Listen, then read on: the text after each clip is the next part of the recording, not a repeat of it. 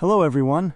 Today, we travel back to one of the coldest days in chess history, yet one where the board was set on fire.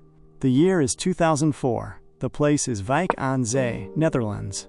There are dozens of grandmasters in the hall, but soon, all eyes will be locked on a single table.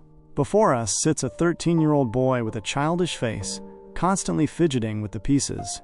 Magnus Carlsen. No one realized it that day, but just a few days later, this kid would be known as the Mozart of chess. Today, we discuss the legendary match against Sipke Ernst that shocked the chess world and proved why he deserved that title. If you are ready, let's witness the birth of a legend.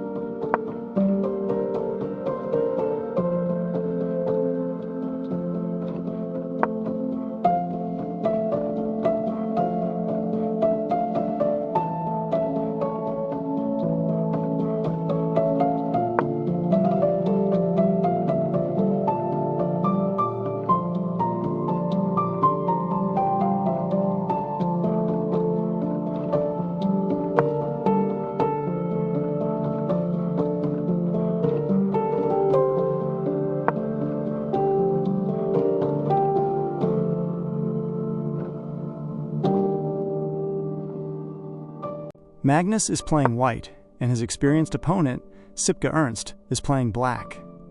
The game seems to start with a calm, defensive opening. But Magnus has something completely different in mind. Right at the start, while the pieces are barely developed, he aggressively pushes his pawns forward. Pushing the edge pawn this early sends a very clear message. I am not here for a draw. I am coming for you. Magnus hides his king in one corner of the board, while his opponent goes to the other. In chess, this is a declaration of war. The bridges are burnt, and there is no turning back.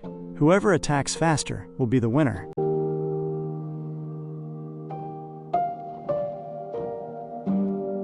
As we move into the middle game, the tension on the board rises.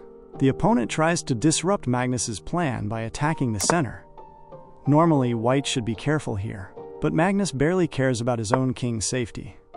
His eyes are locked entirely on the opponent's king. He is slowly, sneakily, piling his pieces onto the opponent's side of the board.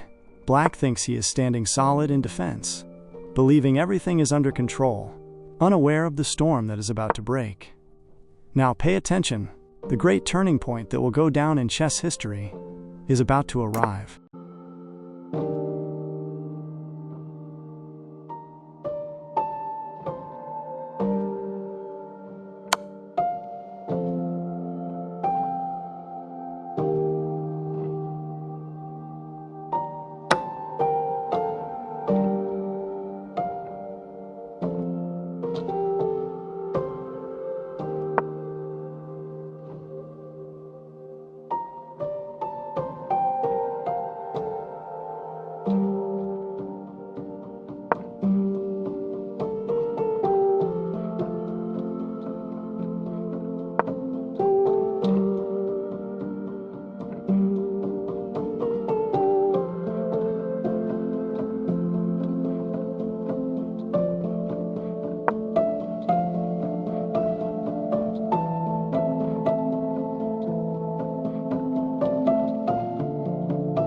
And here is the moment. Please watch this closely. Magnus takes his knight and drops it right between the opponent's pawns, directly into the line of fire. This is a sacrifice. He is saying, "You can take my knight." What is the goal? If the opponent takes this knight, the wall in front of him will crumble, and Magnus's rook will enter the game with terrifying power. For a 13-year-old boy to calculate such a deep sacrifice in such a prestigious tournament, and to have the courage to play it, is truly unbelievable. The opponent thinks, calculates, but is helpless. He is forced to take the knight. And with that move, Pandora's box is opened. Even though Magnus is down in material, the strings of the game are now completely in his hands.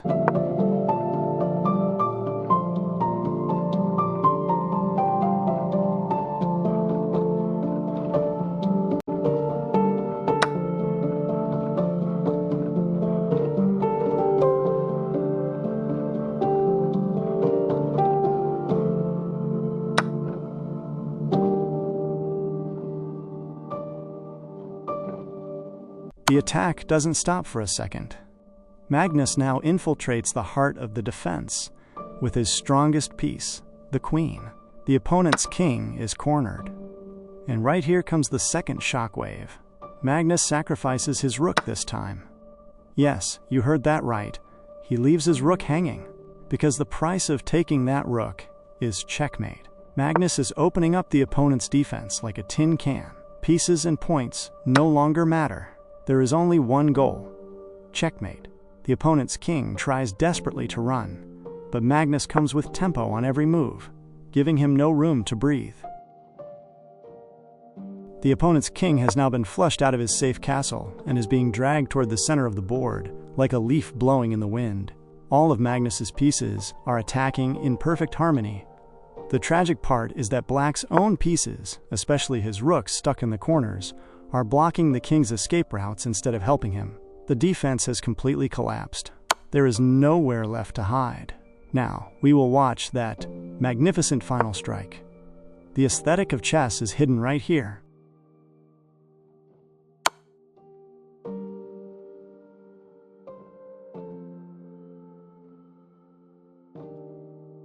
And the final move, the queen comes in, and it's checkmate.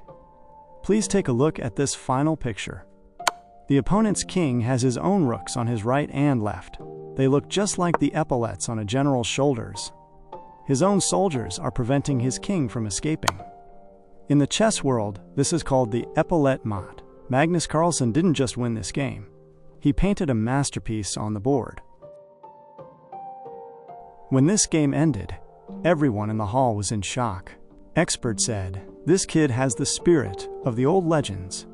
13-year-old Magnus announced his name to the world with this Epaulette Mate and proved he was the heir to the throne. Thank you for examining this masterpiece with me.